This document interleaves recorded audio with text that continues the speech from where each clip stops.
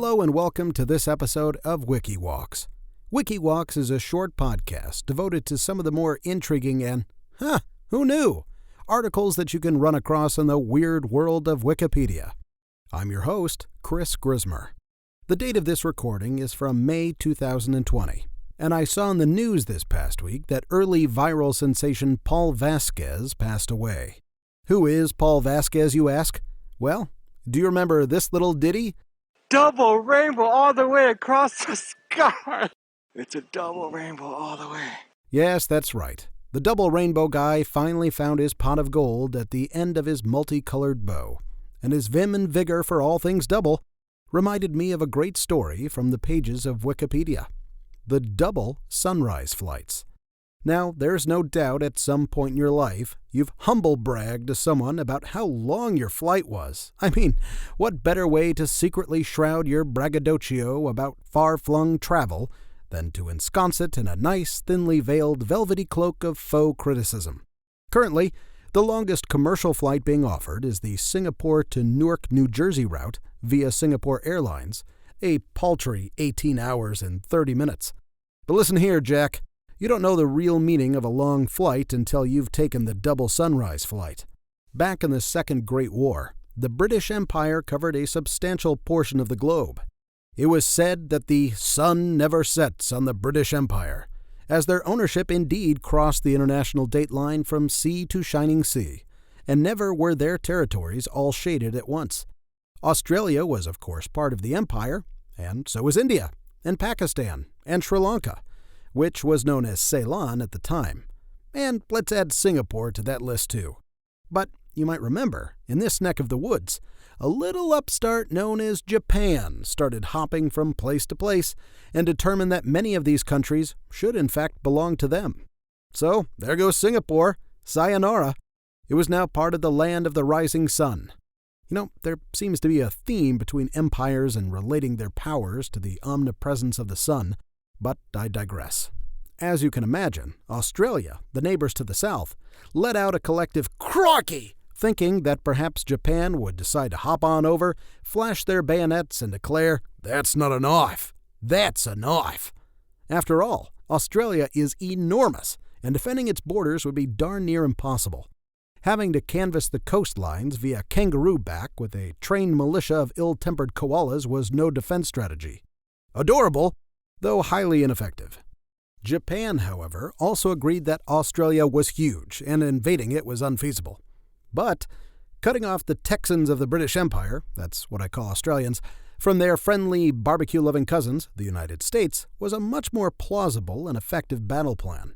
However, the fall of Singapore meant that Australia was now cut off from their real baby daddy, the UK.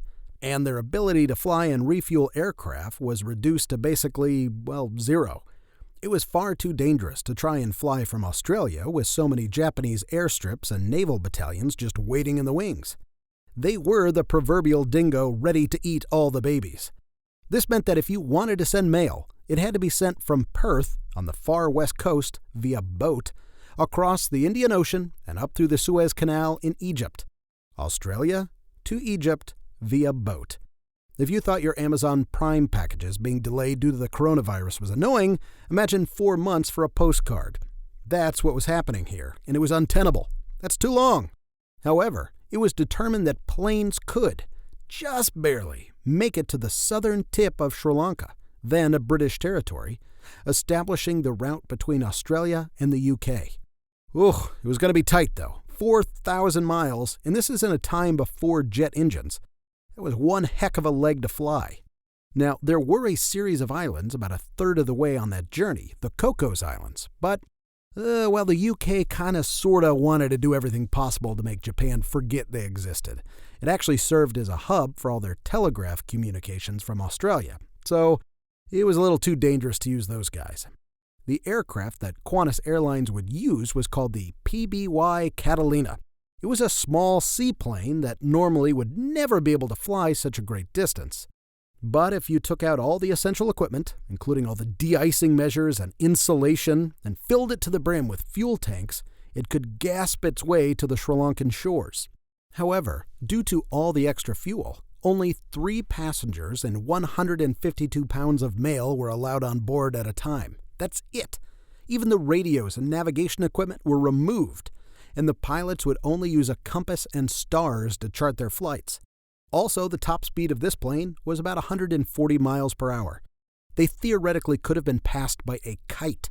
So, 4,000 miles, 140 miles per hour, this puts, under optimal conditions, your average flight time right at 28 hours. And these seaplanes were noisy as all get out, potentially drawing the attention of the Japanese looking to send a skyward plane back down under.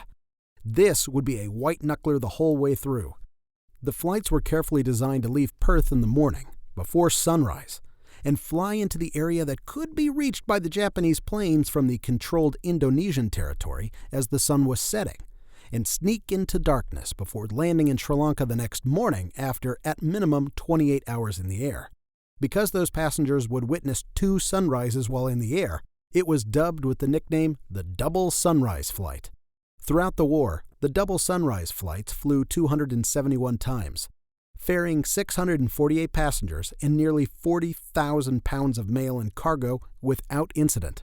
The secret order of the Double Sunrise was an illustrated certificate given to passengers aboard the flying boats of the Australia-England Air Link to attest that they had been airborne for more than 24 hours.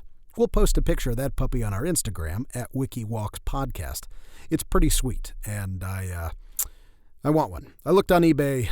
It's not cheap. Neat fact, one of these passengers was Keith Murdoch, an Australian journalist who was the father of Rupert Murdoch, media mogul and founder of Fox Broadcasting Company.